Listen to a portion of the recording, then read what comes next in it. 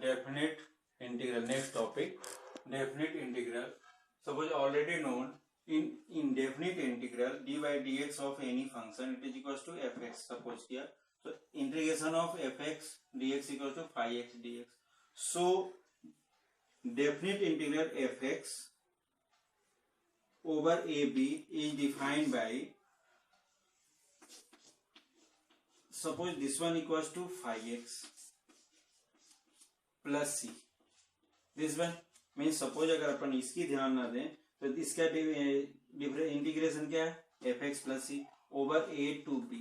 Means it is a lower limit और this one is a upper limit.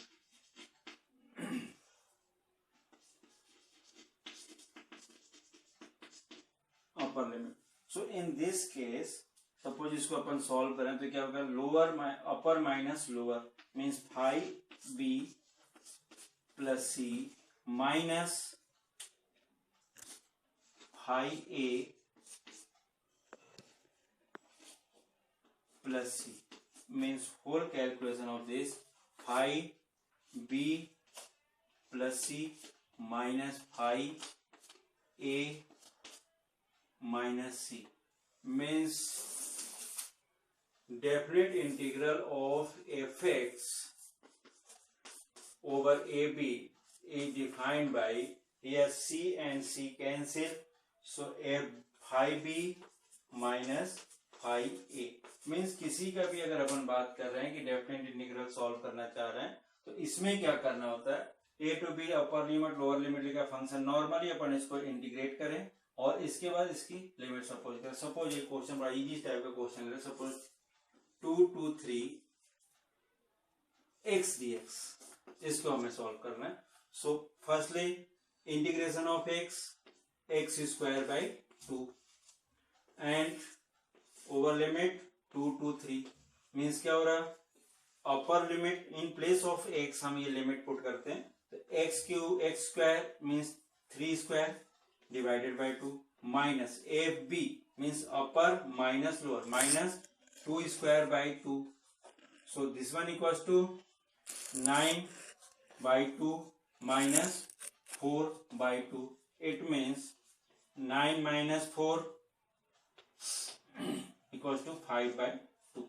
Means ये जो result है it is a value of 2 to 3 x dx का. Means किसी भी definite integral की क्या करते हैं, एक छोटा सा जो भी रिजल्ट होता है उसको डायरेक्टली डिफरेंशिएट कर दें और फिर इसके बाद उसको इंटीग्रेट कर दें, कैलकुलेशन वैल्यू एवेल्युएट कर देते हैं. ये तो प्राइमरी के स्टेज में हम ये करते हैं, बट डेफिनेट इंटीग्रल की बहुत सारी प्रॉपर्टीज हैं, उसको भी डिस्कस. क्वेश्चन हम इस टाइप से ले रहे हैं कि डायरेक्टली उसको इंटीग्रेट करके और फिर हम उसकी वैल्यू फाइंड कर सकते हैं. Next question, evaluate 2 to 4 x upon X square plus 2 dx. इस टाइप के result. So in this case suppose अपन ये ब्रेन में रखें 2 to 4 तो ओके है, बट ये एक नॉर्मली अपन को सॉल्व करना है.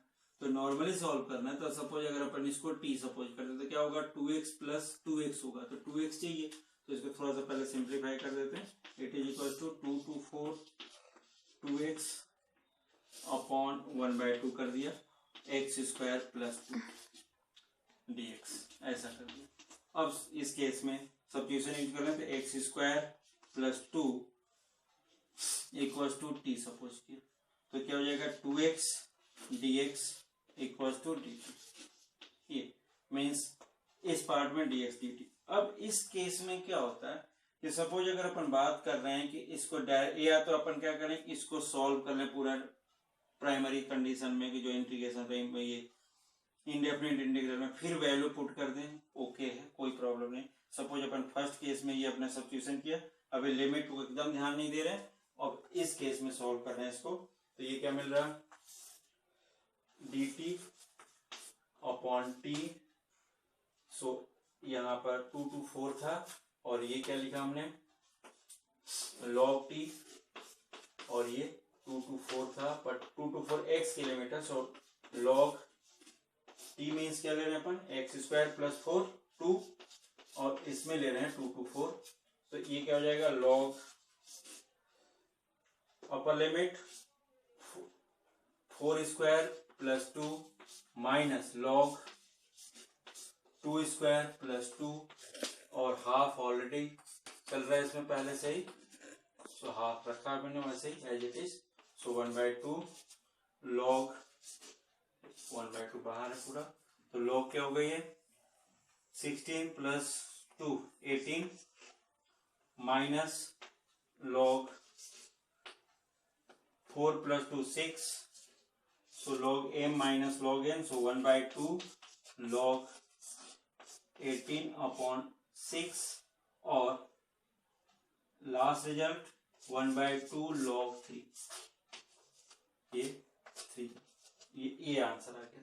अब इस केस में एक और चीज हो सकती थी, अब उसको थोड़ा सा सोचने की कोशिश करते हैं।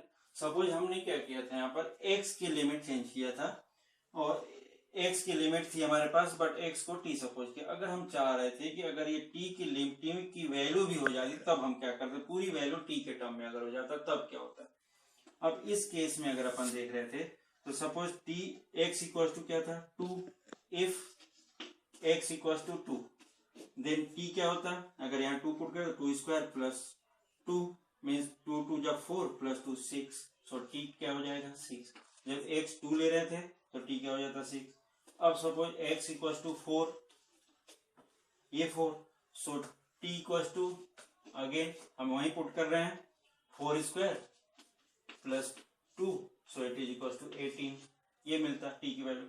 मीन्स ये जो रिजल्ट अब कन्वर्ट अगर हम कर रहे थे पूरा, तो ये रिजल्ट हम क्या लिख सकते थे 1/2 तो ऑलरेडी गिवन था, i इक्वल टू ओके है, बट यहाँ पर जो लिमिट लिखते हैं अपन t के टर्म में अगर लिखना चाह रहे हैं तो 2 के प्लेस पर 6 और यहाँ पर 18 और dt अपॉन t, ये वैल्यू हो जाती डायरेक्टली।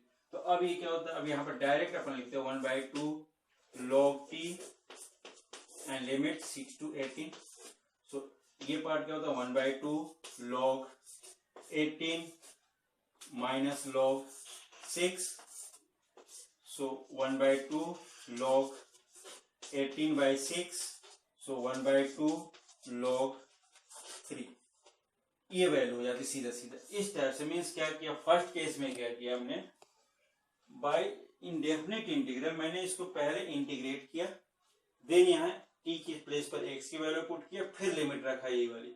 अगर हम क्या करते प्राइमरी स्टेज में ही क्या करते कि x की जो सब्स्टिट्यूशन था उसके थ्रू x की जो लिमिट है उसको t के लिमिट में कन्वर्ट करने के बाद अपन सॉल्व करते, तो हम इस टाइप से भी उसको सॉल्व कर सकते थे।